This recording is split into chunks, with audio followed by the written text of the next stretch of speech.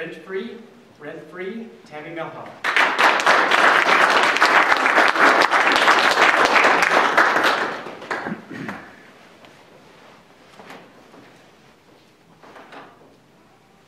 Up until about a year ago, this was a typical night in my Taekwondo school.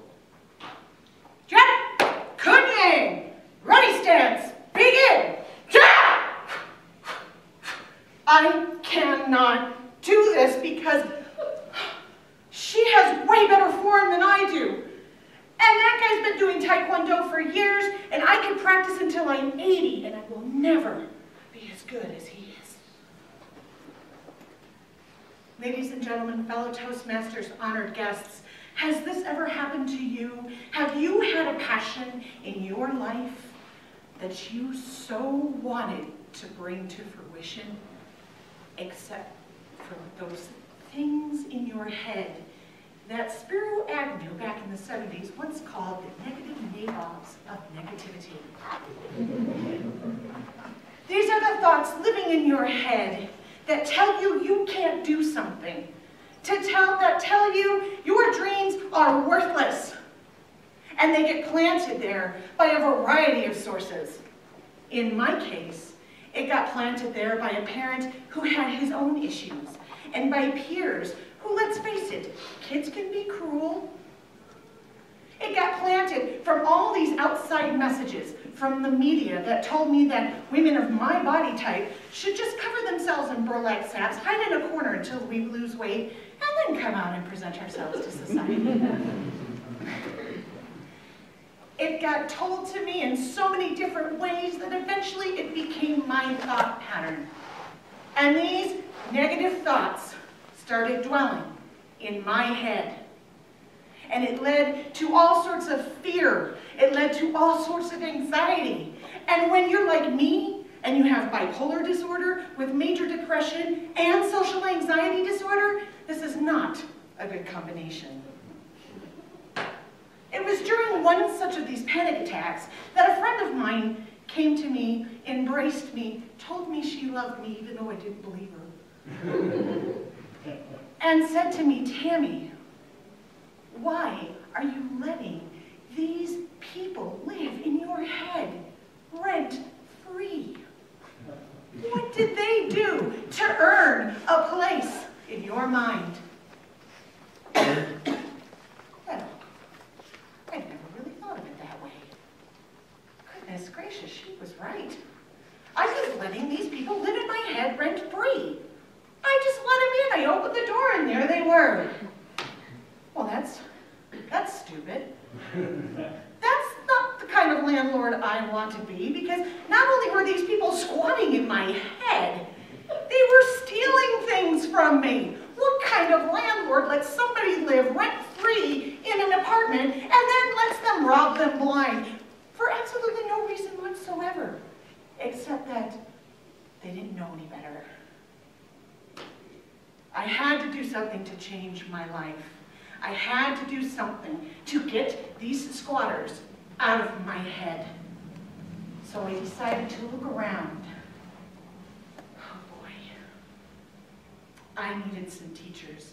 I had some really good teachers in my Toastmasters classes. I had some really good teachers in my own life, good friends, people who were well connected with the guy upstairs.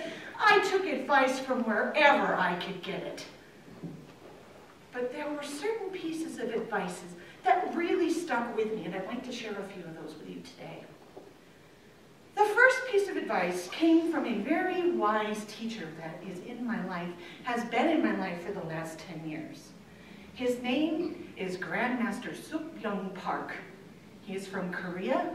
He is my Taekwondo instructor. Master Park is the man who has 1,001 insights into your soul. We also suspect that he had the locker room bug, and that's how he had the 1,001 insights into your soul.